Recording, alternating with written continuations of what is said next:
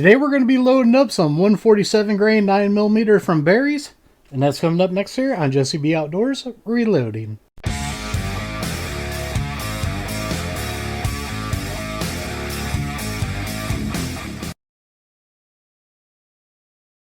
Welcome back everybody, and don't forget to like, share, subscribe, hit that notification bell, leave a comment down below if you like videos like this. First off, I'd like to thank a viewer for sending these out to the channel. He sent out 1,000 147gr Barry's 9mm bullets, and he also gave us 1,000 CCI primers. I really appreciate the help. That's going to be a lot of videos for us to do on my main channel, but in this video we're going to load these up. So what I'm going to do is I'm going to bring the camera over here, show you the components I'm using, and we'll get loading them up. So let's get started. Alright, of course the first thing we're going to be using is 147gr Barry's bullets here. That's always nice. And then, like I also said, for primers, we're going to be using CCI small pistol primers. Powder, we're going to be using my favorite. I use this for pretty much all of my handgun rounds. Hodgdon HP38. Not going to give you load data on this just because YouTube's funny anymore. What I will tell you is this load is right out of the Lyman book. So that'll give you an idea on that. And then for brass, we're just using mixed range brass. So let's go ahead and get started. Alright, to get started here, I'm going to do something a little bit different in this video. I'm not going to do my powder check now. I just did it just to save time on the video so it's not as long.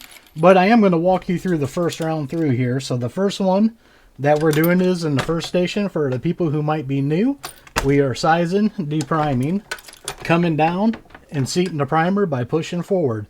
That also resets the powder measurer. I never said that name in my other videos, but in case you guys were wondering, you got to do that on the Dillon powder measures to reset it. So now we're going to station number 2. That one is going to be our expanding and powder through die. We got to expand it so the bullet fits down into it, and of course drop powder into it.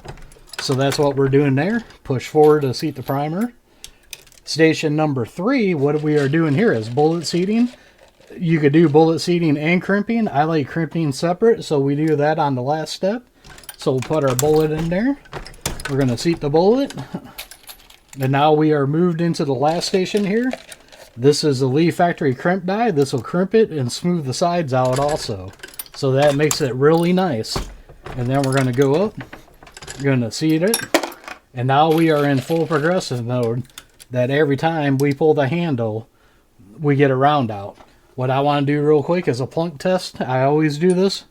Want to make sure it drops down, falls back out, drop it back in, spin it to make sure the bullet ain't hitting the rifling. So I know my case overall length is good on that. So now we can just get rolling on this. And I'm going to double check it since I went away for a second to make sure there's powder in that one. Always want to be safe. And now we are going to get cranking these out here. Now, like I said at the beginning, he gave me 1,000. I've actually got 200 of these left. I loaded 800 of them, and I wanted to make sure everything was good and set up for this video. And everything's been running fine. So I figured before I run out of bullets, I better make a video on it, because I know you guys like coming along, and I like bringing you along. I really appreciate them donating this to the channel. If you guys don't know, I have a limited income, and I have a part-time mowing job, and of course this is January 2025, so right now I am not mowing, so I don't have no extra income coming in to buy ammunition. So this is a great little gift here. I can't figure out why that don't want to go in. There we go. But that was a little great gift for the channel for me to get a head start on making a bunch of rounds up for videos for when it does get warm. I really appreciate that. I do appreciate the help, even though this is about Barry's bullets. Xtreme Bullets helped me out a lot last year. Not sure if they're going to help me out this year. I haven't heard anything from them. I sent them a message. But this is the week of SHOT Show, so they all might be at SHOT Show. So I'm going to wait to hear back from them. But gonna be a little heartbroken if Xtreme don't help me out still. It's been great working with them, but that's how things go sometimes. So we are going to load these up, and we are going to shoot these in videos. So I really appreciate the help on that. Now let's get off of that, because I just wanted to get the thank yous out and all that.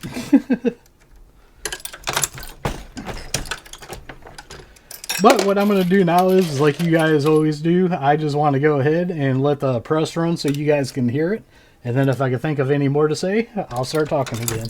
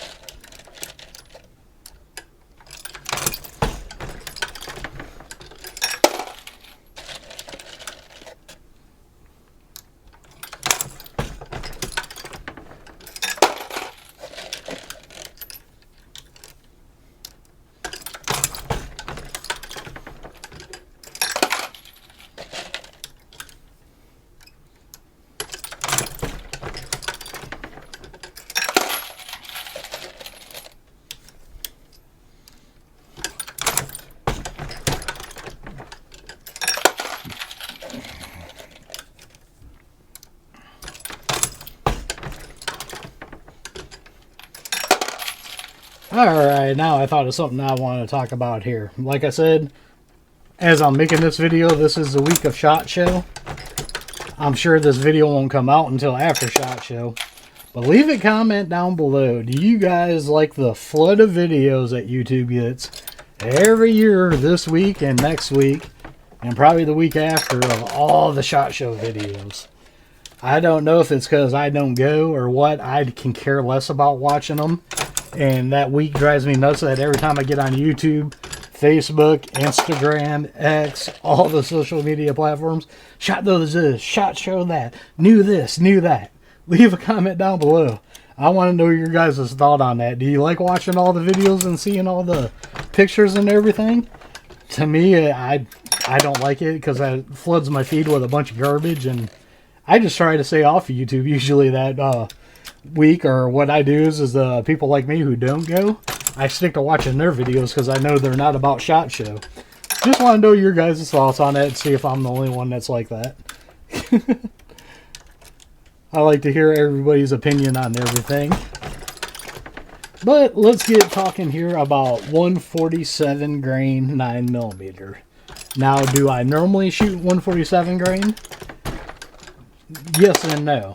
I do have a Lyman mold to do 147 grain, and the whole reason why I do that is because my brother-in-law has a suppressor, and when he comes out, I like shooting 147s, of course, because that's one of the best rounds to use with suppressors. But besides that, normally I don't shoot 147 grain. Usually I keep a couple hundred rounds to the side just for that, for when he comes over. I know some people, they like carrying 147 grain hollow points. They hit a little bit harder, and that's what they're looking for. I look at the hollow points a different way. Hollow points will work off of velocity, and velocity, the more velocity, the better chance you're going to get of expansion. So with me, most of my carry guns are either 4-inch barrels or smaller. Usually if I'm around 4 inches or up, I use a 124 grain hollow point. Below that, you know, like my SIGs are 3.7 and 3.1, and my 43X is like 3.4, somewhere in there. I like running 115 grain hollow points at those, because of the shorter barrels, you're not going to get at the higher velocities, and I want to make sure if I ever got to use them, those hollow points, that I got the velocity to knock those out to make them expand. So that's why I like doing it, and just explaining to you one of my thoughts on that on different grains. I don't know if it's going to be before or after this video. I did load up some 90 grain V-Crown, SIG V-Crown hollow points, and those were sent out to us by Eagle Armament. Appreciated Eagle Armament, great guys over there.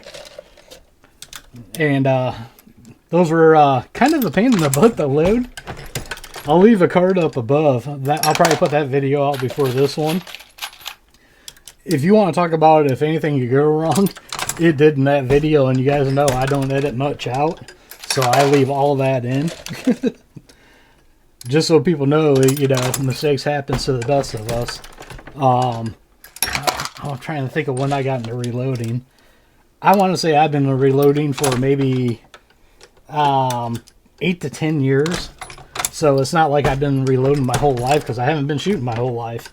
I didn't actually start shooting until about 08, 09, somewhere in there is when I got into guns.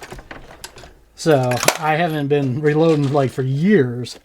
But there's some stuff that got me on that one. I forgot to change a couple of things, so definitely check that video out if you want to chuckle at me having a bad time because I'm still posting it. But actually, the day I'm making these is funny because it's actually Martin Luther King Jr. Day, Inauguration Day, and I live in Ohio, and the Ohio State Buckeyes earned a national championship. So there's a lot going on today, and I'm in here reloading. Of course, the time I'm making this, the president's already sworn in, so that's already been done. And of course, no mail or nothing's run in today. I am expecting more stuff from my main channel in the mail. I got to get my butt going on videos on my main channel. Falling behind with this cold weather here. We have an Arctic blast going on right now. And we got up to -20 wind chills. And guess what just happened to me here? A little 380 snuck in again. This time I didn't go through the brass, so now I'm going to show you one of the perks about the Dillon here. We pull this pin out and drop it. I got to pick that up real quick here. But we pull that pin out, remove our case that it has powder in it, go back up and size this. Of course, the crimp and the bullet's already seated, so you ain't got to worry about that. Put that in there, and then you could put that back in. In this case, I'm just going to dump it. We got that back in there. So now we could have kept going if I wouldn't have dumped it. So now I could keep this removed. Just showing you stuff I like about the Dillon. Go back up here, get our powder drop. Push forward to reset it. Put that back in and move it. That's one thing I really like about this Dillon, that it is very easy to get back going when you have a screw up. And I really like that about this press. Well, dang it. Got me another 380. I should have went through this and double checked them. So you get to watch me do this all again. And that primer's back down there. My problem is I don't check every single one because my eyes are getting bad. And I don't have my reading glasses in here. So we're just going to dump all that and go back to the beginning. And there we go. Now we're going to keep on rolling. So after having two of those screw ups, and now I know there's some 380 in here, so we might run into some more. Not a big deal to me. It's like I said, it's easy to fix it. Sometimes I try to, most of the time I separate them, but for some reason, I don't know if I was busy or what, after I cleaned this brass, I didn't go through and separate it. But if we run into those again, you already know how we fix it. So let's go back into quiet mode again.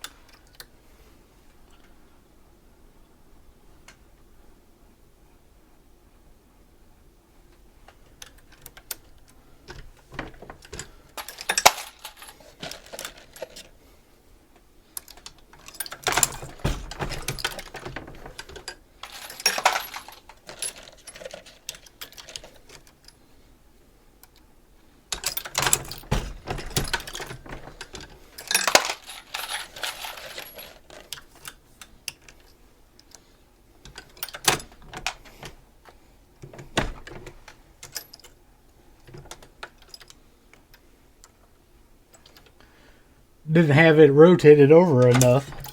I haven't done that in a while.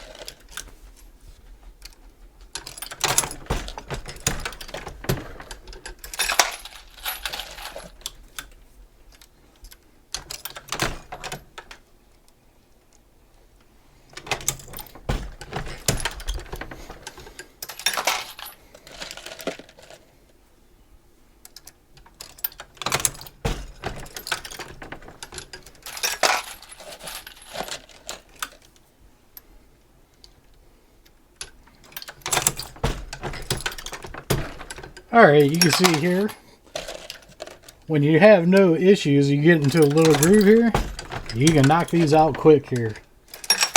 One thing I was thinking about doing is I've been working with RCBS on a couple of things, and I've been eyeballing one of their presses, and I think I might break down and ask them as a shot in the dark if they would send a press out to me. They've sent me out the RCBS Brass Boss, which I know I put that video out since this video. They also sent me a new beam scale because I actually broke my old one, which was my wife's grandpa's. The piece broke on it, and I was asking them to get a part replaced, and they said, you know what, you do a lot of reloading, we'll just send you a whole new scale out. So they sent me a whole new scale out for that, which I appreciate. And then they also sent me out their electric bench scale. So I still got to do a video on that. I haven't made that, so that might be before or after this video. I don't know. I'm just trying to knock a bunch of videos out and don't have an idea when I'm going to put them all out here.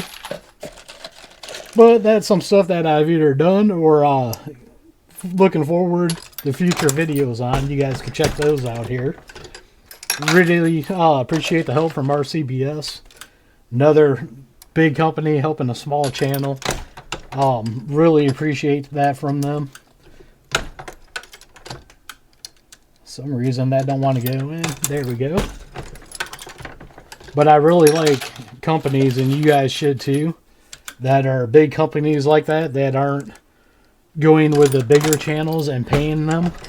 Because a lot of times I know with gun manufacturers, when you get into, I'm not going to name some of the big channels, but you know they're getting paid and getting the gun to do the videos. That's obvious because they barely ever have anything bad to say about it.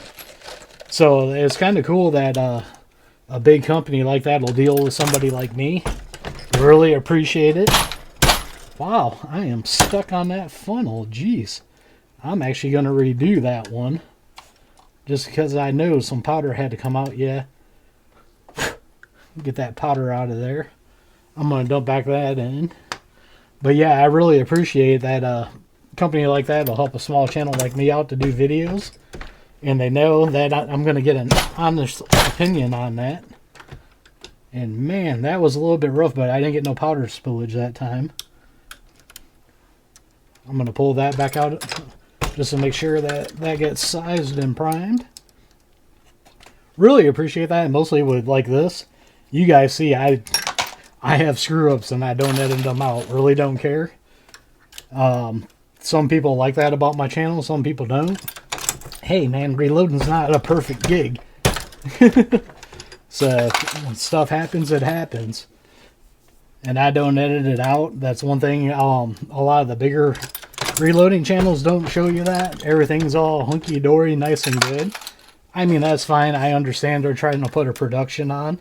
But once again, they're probably getting paid to do the stuff. I'm not. So, and truthfully, I don't think I would change even if I was getting paid for it. Because to me, I like helping newbies out and showing them the good and the bad about stuff. And if somebody's going to tell me I can't do that, I just won't do it. I have turned companies down like on my main channel, if you guys follow me over there, you guys notice I barely ever do any Amazon reviews anymore. And that is for the simple fact is, if you say one thing bad, they whine about it, blah, blah, blah. And I'm just like, well, make your product better. And then they don't send me nothing no more because they just want to push it out, the product, make a buck. They don't care about the person buying. They just want to make their money. I'm not like that. And I think most of the people who subscribe to both of my channels know that. And that's why they like my channel, because they know I'm going to give them the honest truth about something. I mean, like last year, I had 3 guns sent to me. And all 3 guns I've had issues with. And I told you guys exactly what it was. And that's the reason why I like dealing with the 2 companies that sent me them. Because they want to make their product better. So they don't care. They want to know. And that's the kind of people I like dealing with. But it looks like we're getting low on primers here. So let's do one more quiet mode. And of course, as soon as I do that... Oh, that felt like a 380. Okay, quiet mode.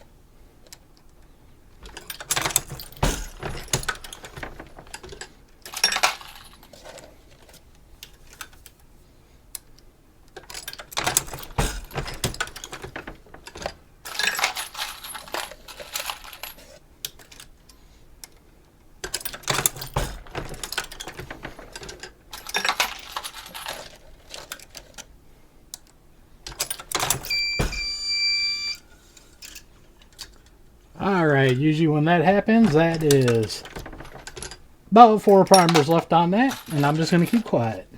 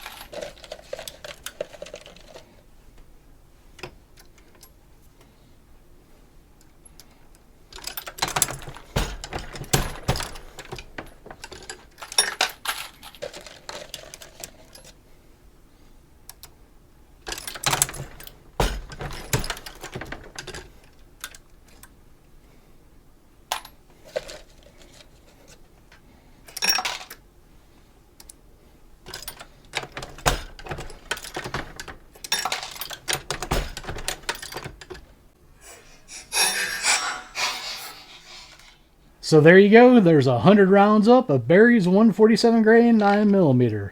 As always, I appreciate you guys stopping by and watching the videos. Hope you guys enjoyed this, and I hope you guys like that I leave everything in and just yap about stuff, loading up rounds. So as always, don't forget to check the links out down below. Down there, I'll have some links that are affiliate accounts, and some got discount codes to save you guys money. So don't forget to like, share, and subscribe. Hit that notification bell. Leave a comment down below. We are One Nation Under God. And I'll see you all on the next one.